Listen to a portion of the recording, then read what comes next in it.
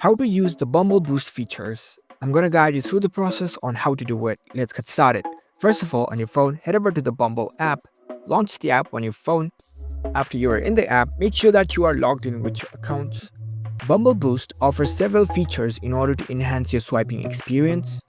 So to access these features, you will need to subscribe to the Bumble Boost first. You can do this by going into your profile. After you're in your profile page, here you can see this premium section. Tap on this explore premium option. From here you can select from different subscription plans.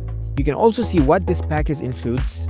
It includes different features like unlimited swipes, the ability to see who has liked you, and extending matches for 24 hours. Also, there are advanced filters, incognito mode, travel mode, one spotlight a week.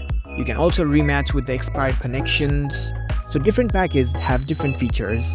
You can go through them, and if you want that particular package, you can simply tap on this get button in the bottom.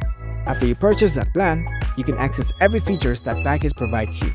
So that's how you can easily use Bumble Boost features. If you found this video helpful, don't forget to give this video a thumbs up and subscribe to our channel for more tech tips. Thank you for watching.